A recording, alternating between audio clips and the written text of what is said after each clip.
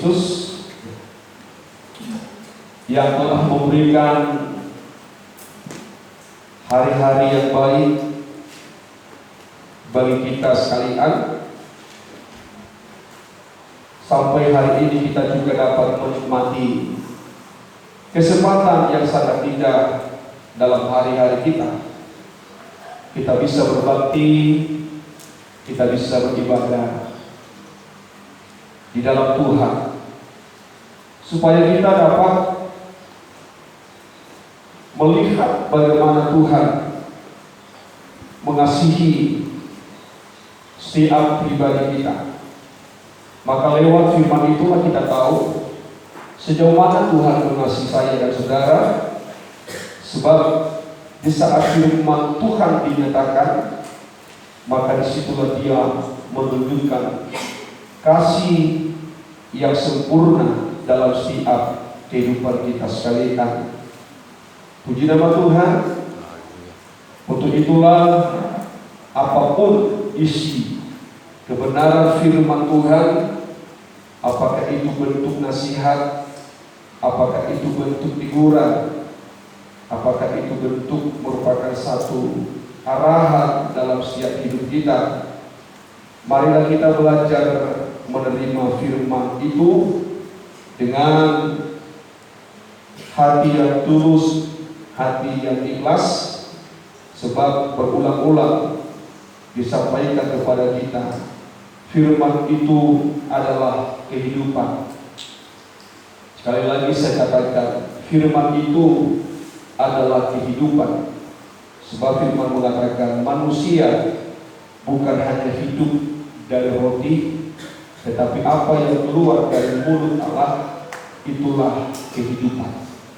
Maka setiap orang yang menyikapi firman dengan baik di dalam hati dan jiwanya, maka ada jaminan, ada pemeliharaan hidup. Sebab Tuhan telah menyatakan itu dalam kehidupan kita. Dan kita percaya, kita menyadari banyak perjalanan yang harus kita lalui ke depan. Marilah kita bersandar kepada kekuatan Allah dalam firman. Karena firman Tuhan mengatakan Injil itu adalah kekuatan Allah. Maka kita belajar menerima firman apapun bentuknya. Maka kita sama-sama untuk menghargai, sama-sama mensyukuri dalam hidup kita sekalian. Baik, saya akan menyampaikan firman pada saat siang ini kepada kita sekalian. Bagaimana sikap yang harus kita miliki untuk kita belajar menghormati Tuhan, ya, menghormati Tuhan. Sebab di sini nanti saya ingin mengajar kita melihat bagaimana akibat dari seorang kehidupan anak-anak Tuhan atau umat-umat Tuhan yang tidak menghormati Tuhan dalam sikap perbuatan dalam hidupnya. Tetapi saya ingin lebih dulu mengajak kita untuk membaca firman Tuhan sebagai tema kita pada saat ini. Walaupun saya tidak meringkaskan tema ini, tetapi bahwa tema ini adalah merupakan satu tema yang tertulis dalam kitab suci kita, apa yang dikatakan oleh Yesus, supaya semua umatnya Tuhan dapat menghormati Tuhan dalam kehidupannya. Baik, kita akan baca di dalam Yohanes pasal yang kelima ayat yang ke-23. Dalam Yohanes pasal 5 ayat yang ke-23, supaya kita dapat nanti melihat apa yang dirindukan, apa yang dirindukan oleh Tuhan dalam hidup saya dan saudara. Puji Tuhan. Baik, kita lihat dalam Yohanes pasal 5 ayat yang ke-23. Yohanes pasal 5 ayat yang ke-23. Puji Tuhan. Ya. Supaya semua orang menghormati anak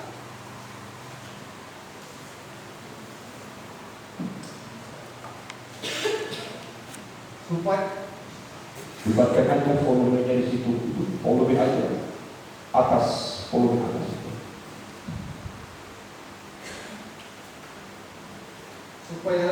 supaya semua orang menghormati anak sama seperti menghormati Bapa. Barang siapa tidak menghormati anak, ia juga tidak menghormati Bapa yang mengutus dia. Amin. Amin.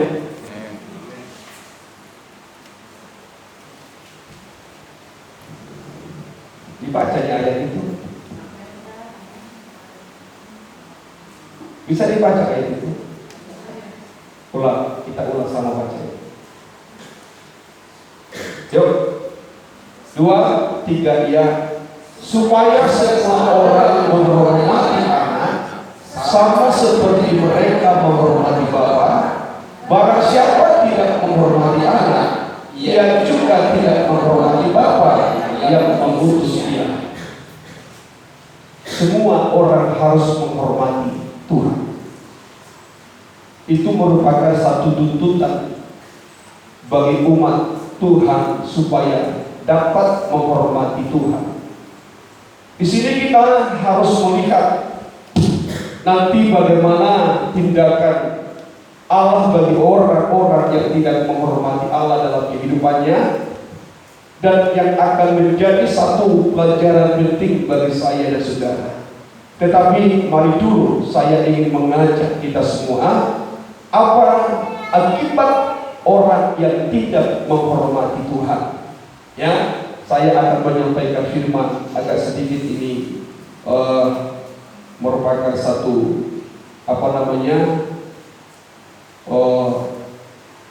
merupakan satu cara untuk lebih paham kita untuk mengerti, supaya nanti jemaat jangan hanya seakan-akan menangkap tapi tidak menangkap, tapi lebih baik kita agak sedikit pelan-pelan ini. Ya, baik. Coba kita baca di dalam 1 Samuel pasal 2 ayat yang ke-30. Sebab tadi perkataan itu adalah perkataannya Yesus, perkataan Tuhan. Nah, barang siapa yang tidak menghormati Tuhan, maka Tuhan juga tidak akan menghormati hidupnya. Baik, coba kita baca di dalam 1 Samuel pasal 2 ayat yang ke-30. Dalam kitab Samuel pasal 2 ayat yang ke-30. Puji Tuhan. Teruskan. Ya. Sebab itu demikianlah firman Tuhan. Ya. Israel, sesungguhnya aku telah berjanji, keluargamu dan kaummu akan hidup di hadapanku selamanya. Ya. Tapi sekarang demikianlah firman Tuhan. Ya, teruskan. Jauhlah hal itu daripadaku. Ya. Sebab siapa yang menghormati aku, Sebab siapa yang menghormati aku, teruskan. Ya. akan kuhormati. Akan kuhormati. Terus. Tetapi siapa yang menghina aku, Ya. akan dipandang rendah. Tetapi siapa yang menghina aku akan dipandang rendah. Itu merupakan satu konsekuensi di saat kita tidak menghormati Tuhan dalam kehidupan kita, saudaraku yang dikasih Tuhan. Nah, di saat Tuhan mengatakan sebab siapa yang menghormati aku akan kuhormati, tetapi siapa yang menghina aku akan dipandang rendah. Ini yang saya mau tunjukkan kepada kita pada saat siang hari ini. Benarkah Allah akan merendahkan orang-orang yang tidak menghormati Dia? Satu kelak saya pun akan direndahkan oleh Tuhan. Satu kelak saya juga akan dihinakan oleh Tuhan di saat saya tidak melakukan penghormatan kepada Allah. Ini saya melihat di dalam Alkitab kita ini banyak contoh-contoh yang nanti hari ini yang saya mau tunjukkan kepada kita sekalian. Bagaimana Allah bertindak kepada orang-orang yang tidak hormat kepada Tuhan. Termasuk lebih khusus saya akan arahkan kepada para imam. Sebab di dalam Alkitab ini lebih banyak Tuhan memberikan satu tindakan pembalasan kepada orang-orang yang tidak menghormati dia terhadap para imam-imam.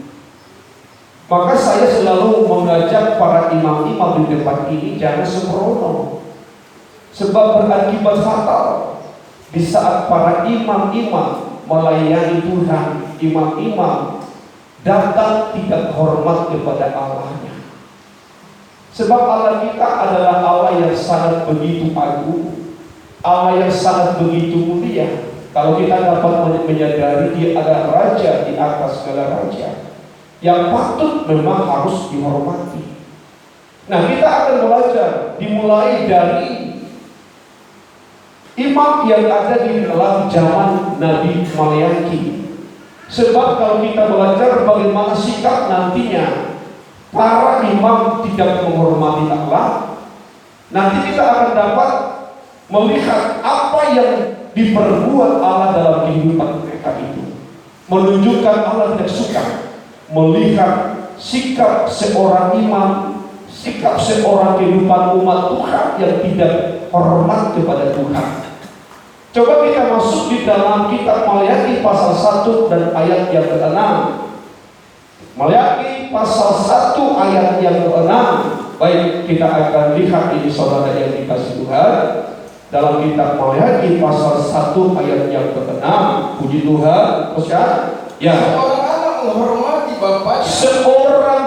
Seorang anak menghormati bapaknya. Ya. Seorang hamba menghormati tuannya. Seorang hamba menghormati tuannya. Ya. Jika aku ini bapa, ya, di manakah hormat yang kepada? Jika aku ini bapa, ini kan tuntutan Tuhan. Ini pernyataan Tuhan bagi imam-imam, bagi umat Allah itu. Dia menuntut, jika aku ini Tuhan, jika aku ini Bapa, manakah hormat yang terhadap aku? Berarti kalau kita melihat, menganalisa pernyataan firman Allah yang ada dalam kitab Malayaki, pada zaman itu para umat Tuhan, pada zaman itu para imam-imam sungguh-sungguh tidak menghormati Allah, walaupun mereka beribadah pada Tuhan, walaupun mereka melayani Tuhan, tapi tidak hormat kepada Tuhan.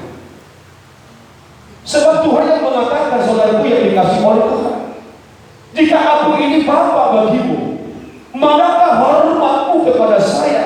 Jika aku ini Tuhan, manakah hormat yang kepada saya, yang patutnya aku harus dihormati sebagai Tuhan? Tetapi pada waktu itu kita melihat para imam-imam itu tidak menyadari bagaimana mereka tidak menghormati Allah dalam setiap pelayanan-pelayanan yang mereka berikan kepada Tuhan.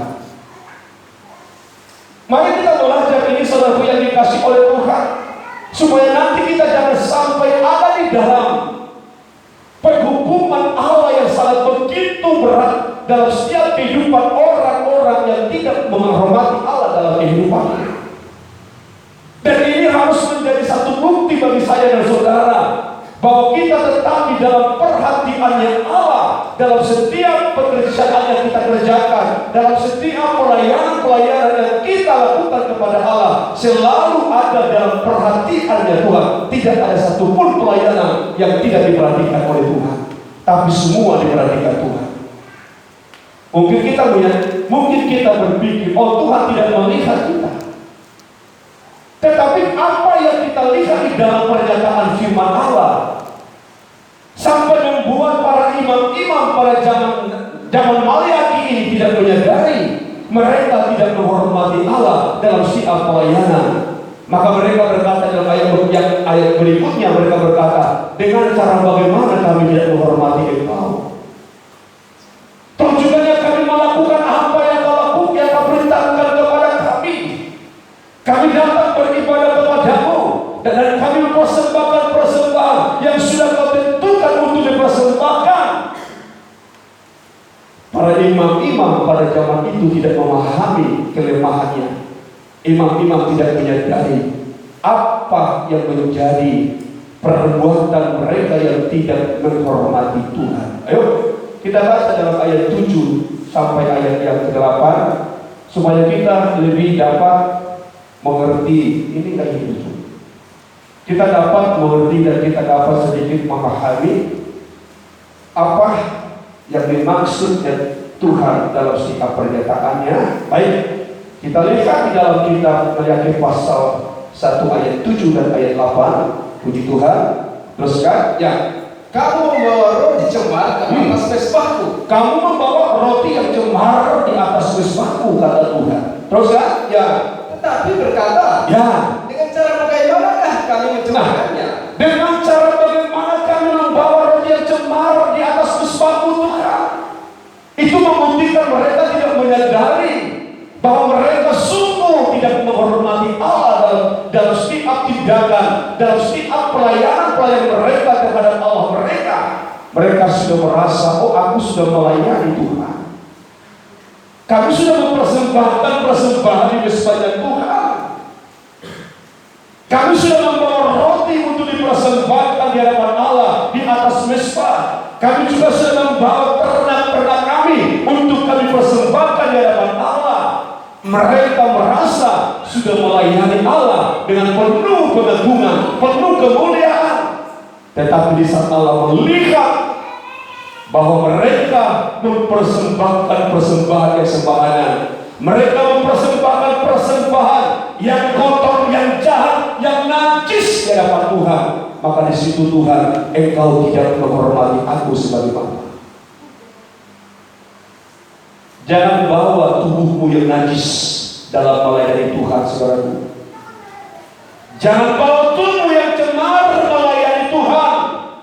Seakan-akan kita sudah berbuat bagi Tuhan, kita sudah berbuat melayani Tuhan, tetapi dalam tubuh yang cemar, dalam tubuh yang bercacat, itu najis bagi Allah. Sebab bagi umat bangsa Israel, setiap binatang yang bercacat celah itu binatang najis di hadapan Allah. Seringkali kita merasa sudah melayani Tuhan, tapi kita tidak menyadari tubuh yang cemar kita persembahkan, tubuh yang bercacat celah kita persembahkan. Sebab apa? Sebab tubuh kita ini yang dikatakan baik Allah ini seringkali kita kotori, seringkali kita cemari dengan dosa-dosa. Seringkali kita kotori tubuh Allah yang kita persembahkan kepada Dia dalam melayani. Dengan apa? Dengan pikiran dan hati yang jahat, saudaraku yang dikasih Tuhan. Maka Tuhan berkata, engkau tidak menghormati aku. Aku tahu engkau melayani. Aku tahu engkau mempersembahkan persembahan. Aku tahu engkau memberikan roti, tetapi engkau tidak menyadari semua ditandai dengan kecemaran dan ludah-ludah. Tuhan tidak butuh imam yang suka mengotori tubuhnya. Tapi Tuhan mau di saat saya dan saudara datang mempersembahkan persembahan dalam melayani Allah, perlu kita menjaga hati kita, perlu kita menjaga tubuh kita. Jangan sampai kita menodai, mengotori kehidupan kita ini dengan dosa-dosa, membuat kita datang kepada Allah dengan persembahan yang cemar dan yang bercacat celah. Berakibatkah imam yang melayani semacam ini? Adakah akibat seorang imam yang tidak menjaga kekudusannya di saat melayani Tuhan? Maka saya mengatakan, mengapa saya harus keras bertindak kepada imam dalam menjaga kekudusan? Sebab saya melihat di dalam kebenaran firman Allah terlalu berat konsekuensi yang akan diterima imam-imam yang melayani Allah kalau dia mempersembahkan hidup yang cemar kepada Tuhannya. Cepat atau lambat itu akan dinyatakan Tuhan.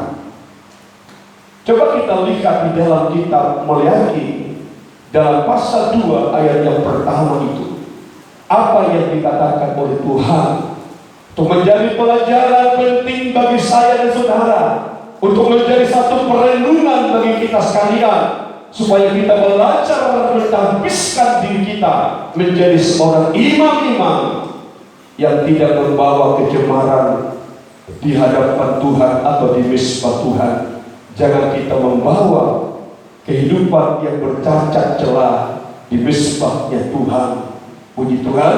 Baik, kita lihat dalam kitab Waleaki pasal 2 ayat yang pertama. Ini akibatnya, saudaraku yang dikasih Tuhan. Terus ya, maka sekarang ya, kepada kamulah tertuju perintah ini, ya, hai para imam. Perhatikan imam-imam yang dikasih oleh Tuhan. Hai, maka sekarang kepada kamulah tertuju perintah ini, hai para imam.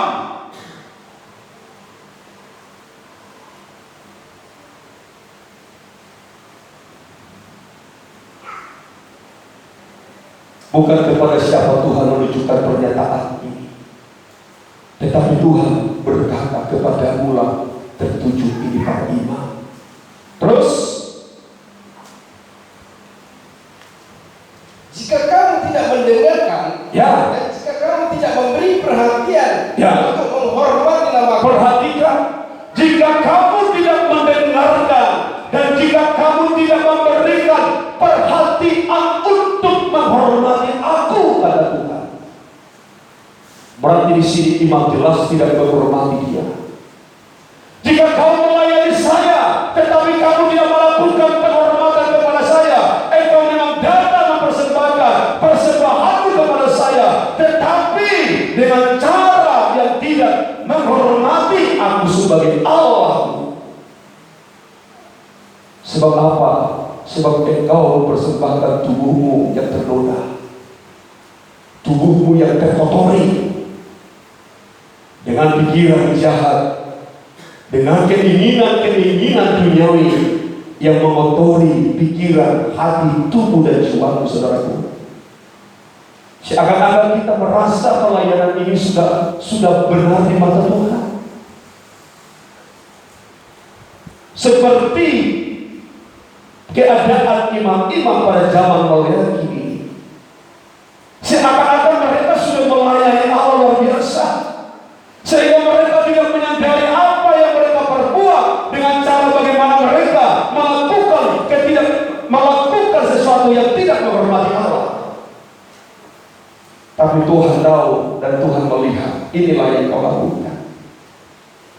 Apakah kau menyadari apa yang sudah kau persembahkan kepada saya itu? Adakah engkau terus mempersembahkan persembahanmu kepada saya? Atau engkau mempersembahkan oleh karena aturan, mempersembahkan oleh karena kebiasaan itu kepada saya? Tetapi engkau tidak mengetahui apa sesungguhnya yang diinginkan Allah darimu. Bukankah aku menginginkan darimu engkau menghormati aku? Maka untuk itulah Tuhan mengatakan para imam-imam. Terus apa yang dikatakan oleh Tuhan di dalam ayat ini? Puji Tuhan. Terus kan? Ya, firman Tuhan semesta alam. Ya, terus kan? Maka aku akan mengirimkan kutuk ke antaramu. Ini yang saya jaga, saudaraku yang dikasih Tuhan. Tidak ada yang lain ya. Saya tahu pelajaran tabernakel ini di dalamnya ada pemegang tahbisan. Kalau saya melihat salah satu pengajaran yang memiliki pengajaran tahbisan secara khusus adalah pengajaran tabernakel ini. Sebab kita melihat akibat dari para imam yang tidak hormat kepada Tuhan. Apakah Tuhan melihat saat kita melayani semacam ini, saya berkhotbah semacam ini?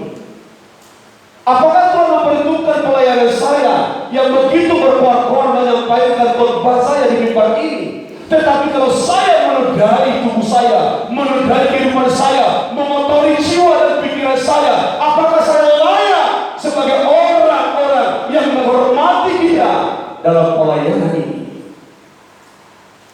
Disitulah yang dilihat oleh Allah terhadap para imam-imam yang datangnya dari suku Lewi yang melayani di mezbah Allah pada zaman Nabi melayani.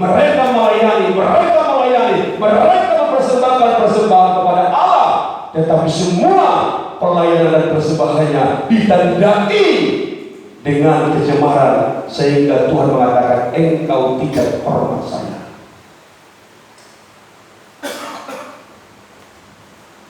Jangan layani Tuhan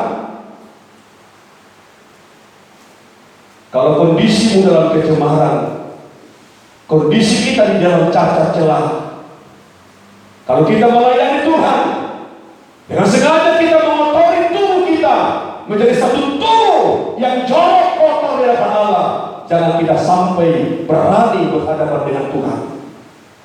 Lihat akibatnya, saudaraku. Maka aku akan mengirimkan kutuk kepadamu. Dan Tuhan mengatakan, satu saat aku ubah berkatmu jadi kutuk. Baca teruskan ini, saudaraku yang dikasih Tuhan. Teruskan, ya. Dan akan membuat berkat-berkatmu menjadi kutuk. Aku akan membuat berkat-berkatmu menjadi kutuk. Mengapa kita sulit diberkati Tuhan? Kita sudah melayani Tuhan, kita sudah mempersembahkan kepada Tuhan, tetapi seakan-akan hidup kita mengalami kesusahan yang begitu luar biasa. Seakan-akan segala pintu-pintu tertutup untuk jalan-jalan kehidupan kita. Mengapa? Jangan-jangan Tuhan sudah mengubah berkatnya menjadi kutuk, saudaraku.